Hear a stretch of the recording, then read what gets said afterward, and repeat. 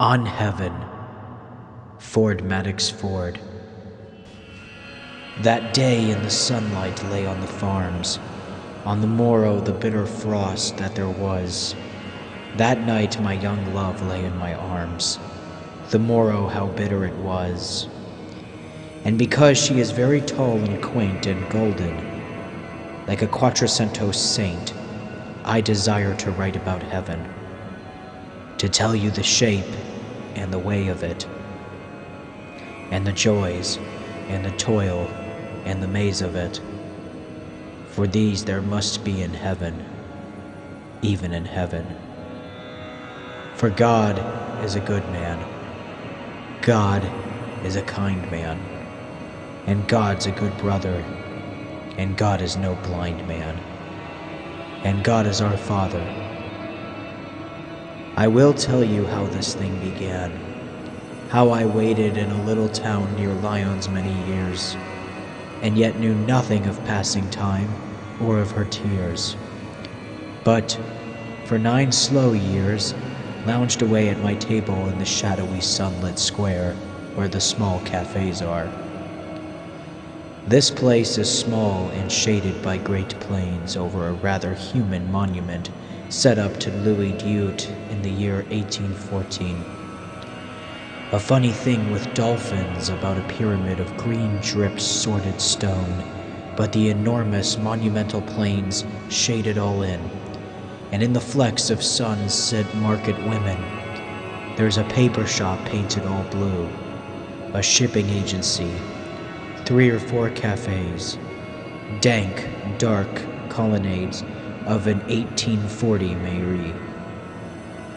I'd no wish to wait for her where it was picturesque, or ancient or historic, or to love, over well any place in the land before she came and loved it too. I didn't even go to Lyons for the opera, Arles for the bowls, or Avignon for glimpses of the Rhone, not even to Beaucaire. I sat about and played long games of dominoes with the mayor, or passing commis voyageurs. And so I sat and watched the trams come in, and read the Liber Parole, and sipped the thin, fresh wine they call Piquette, and got to know the people, the kind southern people. Until, when the years were over, she came in her swift red car, shooting out past a tram, and she slowed and stopped and lighted absently down a little dazed in the heart of the town, and nodded imperceptibly with a sideways look at me. So our days here began, and the wrinkled old woman who keeps the cafe, and the man who sells the Liber Parole, and the sleepy gendarme, and the fat facteur delivers letters only in the shady, pleasanter kinds of streets, and the boy I often gave a penny, and the mayor himself, and the little girl who loves toffee, and me because I have given her many sweets, and the one-eyed, droll bookseller of the Rue Grande Provence, chancing to be going home to bed, smiled with their kindly fresh benevolence, because they knew I had waited for a lady who should come in a swift red English car to the square where the little cafes are, and the old woman touched me on the wrist with a wrinkled finger and said, "Why do you linger? Too many kisses can never be kissed, and comfort her. Nobody here will think harm. Take her instantly to your arm. It is a little strange, you know, to your dear, to be dead. But one is English, though one be never so much of a ghost. And if most of your life had been spent in the craze to relinquish what you want most, you will go on relinquishing. You will go on vanquishing human longings, even in heaven. God, you will have forgotten what the rest of the world is on fire for. The madness of desire for the long and quiet embrace, the coming nearer of a tear-wet face, forgotten the desire to slake, the thirst and the long slow ache, and to interlace lash with lash, lip with lip, limb with limb, and the fingers of the hand with the hand.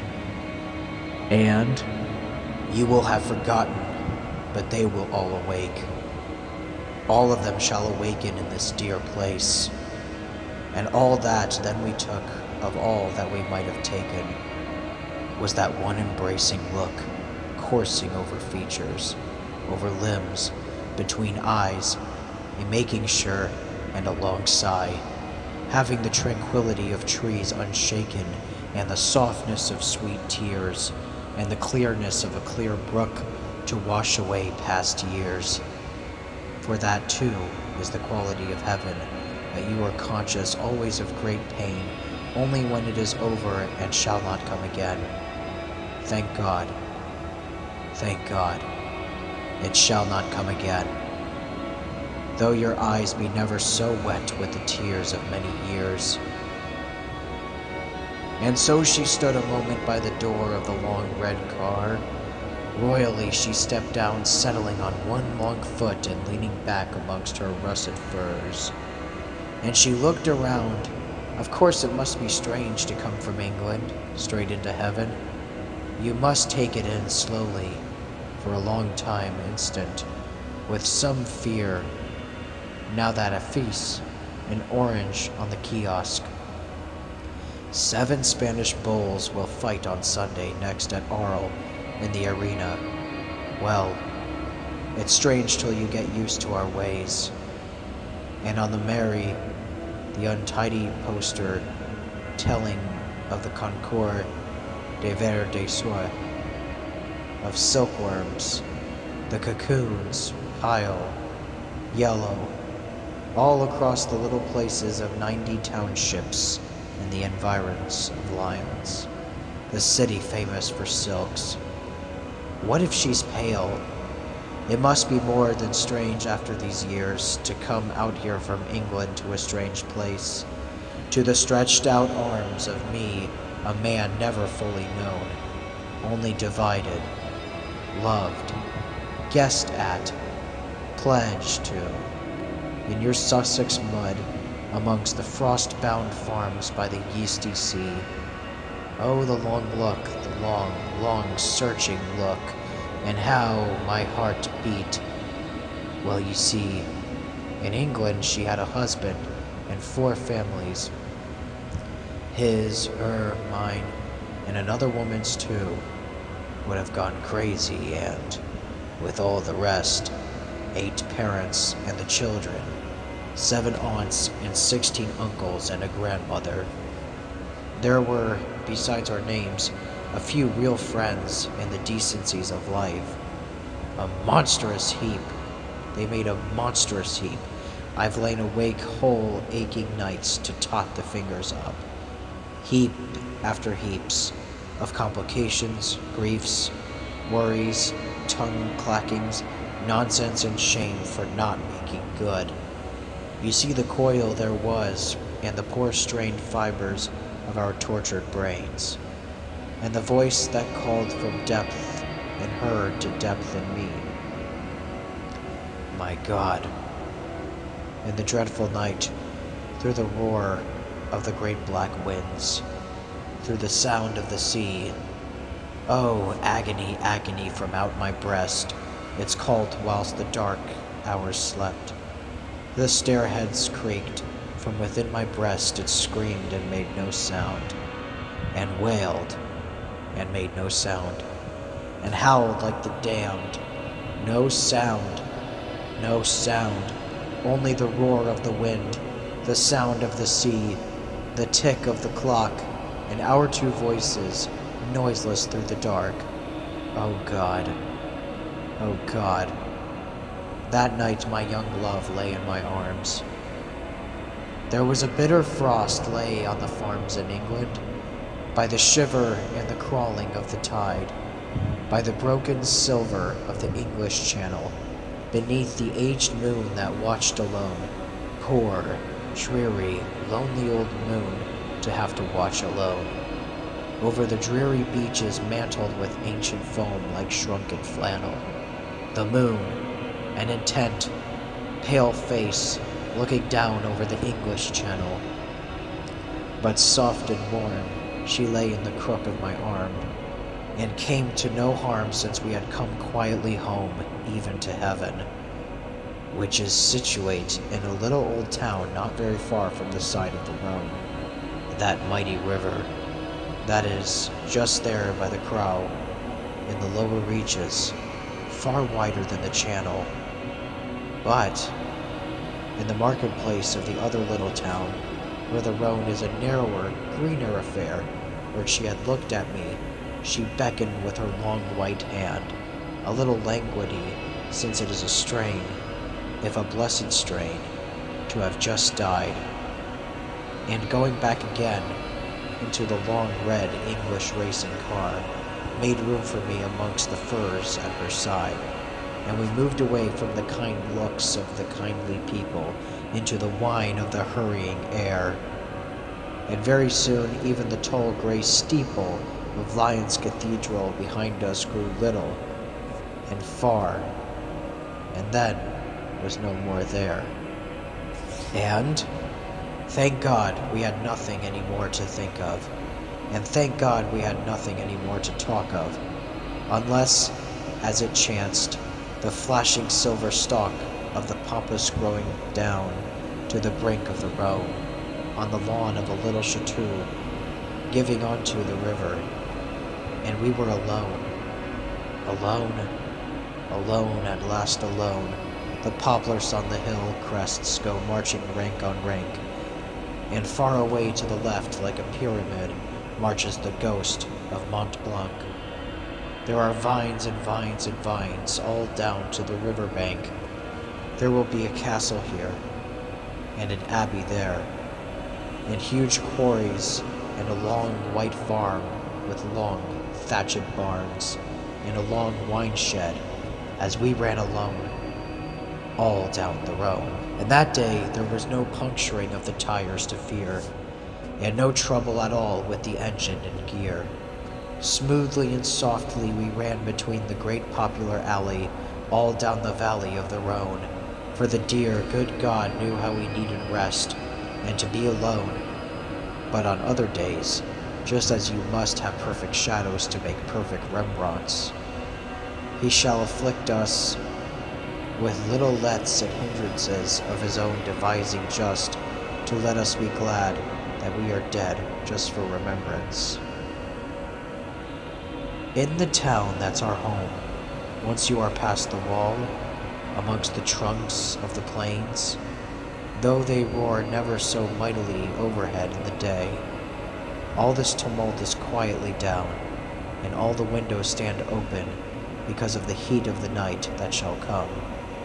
And from each little window shines in the twilight a light, and beneath the eternal plains with the huge gnarled trunks that were aged and gray at the creation of like time, hair blown back, the Chinese foreheads and the enormous gale hung out at the up doors to the castle walls of God, shimmering in the dusk, here on an orange tree, there on a sweet-scented lime, there on a golden inscription, Hotel of the Three Holy Bells, or Hotel Sublime, or Inn of the Real Goodwill. And yes, it is very warm and still, and all the world is a foot after the heat of the day, and the cool of the even in heaven. And it is here that I have brought my dear to pay her all that I owed her. Amidst this crowd, with the soft voices, the soft footfalls, the rejoicing laughter, and after the twilight, there falls such a warm, such darkness, and there will come stealing under the plains a drowsy odor, compounded all of cyclamen, of oranges, of rosemary and bay, to take the remembrance of the toil of the day away. So we sat at a little table, under an immense plane, and we remembered again the blisters and foments and terrible harassments of the tired brain, the cold and the frost and the pain, as if we were looking at a picture and saying, "This is true." Why, this is a truly painted rendering of that street, where remember, I fainted? And we remembered again tranquilly our poor few tranquil moments, the falling of the sunlight through the panes, the flutter forever in the chimney of the quiet flame, the mutter of our two poor tortured voices, always a whisper, and the endless nights when I would cry out, running through all the gamut of mystery, even to a lisp, her name. And we remembered our kisses, 9, maybe, or 11, if you count 2 that I gave, and she did not give again. And always the crowd drifted by in the cool of the even, and we saw the faces of friends, and the faces of those to whom one day we must make amends, smiling in welcome, and I said, "On another day, and such a day may well come soon, we will play dominoes and Dick and Evelyn and Francis for a whole afternoon, and in the time to come, Janae shall dance for us, fluttering over the ground as the sunlight dances. And Arlesian with the beautiful faces went by us, and gypsies and Spanish shepherds, noiseless in sandals of straw, sauntered nigh us, wearing slouch hats and old sheepskins, and casting admiring glances from dark foreign eyes at my dear. And it is heaven alone to have her alone and so near. So all this world rejoices in the cool of the even in heaven. And when the cool of the even was fully there, came a great ha-ha of voices. Many children run together, and all laugh and rejoice and call, hurrying with little arms flying, and little feet flying, and little hurrying haunches, from the door of a stable, where, in an olla podrida, they had been playing at the corrida with a black Spanish bull, whose nature is patience with children. And so, through the gaps in the branches of jasmine on our screen beneath the plains, we saw, coming down from the road that leads to the olives in Alpige, a man of great stature, in a great cloak, with a great stride, and a little joke for all and sundry, coming down with a hound at his side, and he stood at the crossroads.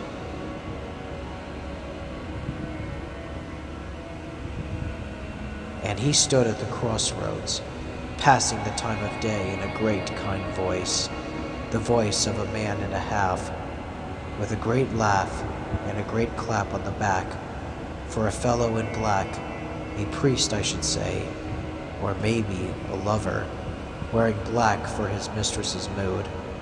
A little toothache, we could hear him say, but that's so good when it gives over. So he passed from sight in the soft twilight, into the soft night, and the soft riot, and the tumult of the crowd. And a magpie flew down, laughing, holding up his beak to us, and I said, "That was God," pleasantly, when he has walked through the town and the night has settled down, so that you may not be afraid. In the darkness, he will come to our table and speak to us. And past us many saints went walking in a company the kindly, thoughtful saints, devising and laughing and talking, and smiling at us with their pleasant solicitude. And because the thick of the crowd followed to the one side God, or to the other the saints, we sat in solitude, and quietly walking, there came before us a woman, that woman that no man on earth or in heaven may not divinely love and prize above all other women, even above love. That woman, even she, came walking quietly, and quietly stood by the table before us, so near that we could almost hear her breathing. In the same distance, the saints went singing all in chorus, and our Lord went by on the other side of the street, holding a little boy, taking him to pick the musk roses that opened that dusk,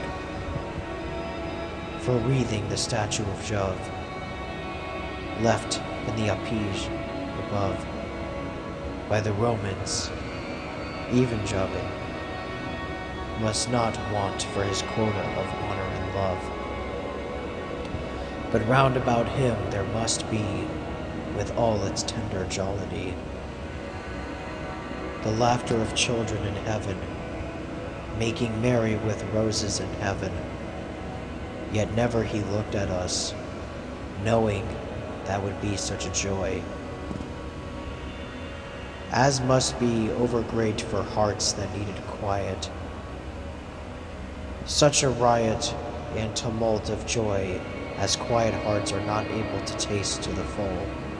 And then that woman, standing by her table, so near that we could mark her quiet breathing, and the tranquil rise and fall of her breasts beneath the woolen cloak, and the tender, lovely, and mild dear eyes that looked at my dear. That woman spoke, in her soft, clean, certain tone. It is so very good to have born a son. It is sad that you have no child. There went by an old man carrying many carven gourds, and, as if it gave her the thought of a pilgrimage, to Lord, she said, is not so very far.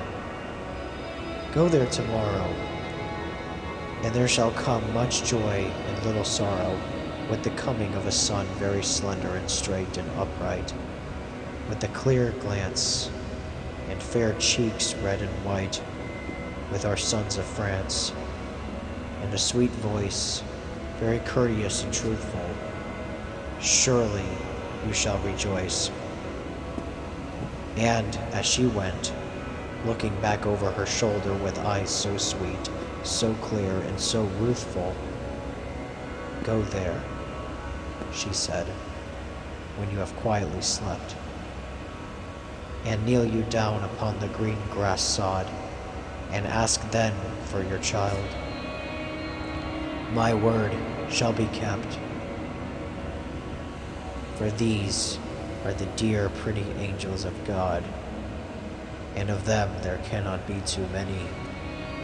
And so I said to my dear one, that is Our Lady. And my dear one sat in the shadows, very softly she wept.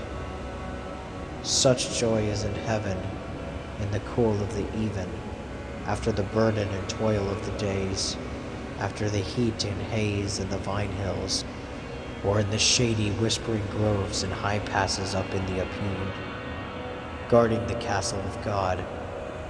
And I went on talking towards her unseen face. Ah, God, the peace, to know that she was there. So it is, so it goes. In this beloved place, there shall be never a grief but passes. No, not any. There shall be such bright light and no blindness. There shall be so little awe and so much loving kindness. There shall be a little longing and enough care. There shall be a little labor and enough of toil to bring back the lost flavor of our human coil.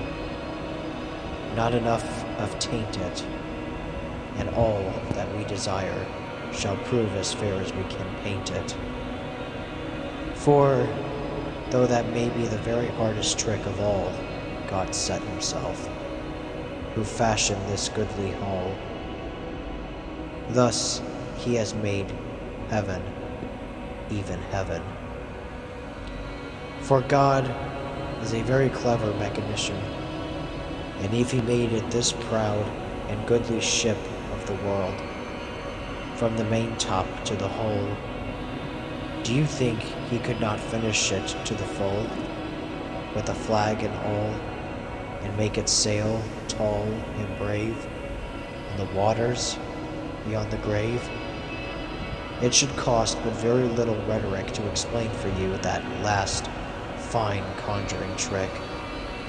Nor does God need to be a very great magician to give to each man after his heart, who knows very well what each man has in his heart, to let you pass your life in a nightclub where they dance, if that is your idea of heaven, if you will, in the south of France, if you will, on the turbulent sea, if you will, in the peace of the night, where you will, how you will, or in the long death of a kiss that may never pall. He would be a very little God if he could not do all this. And he is still the great God of all. For God is a good man. God is a kind man.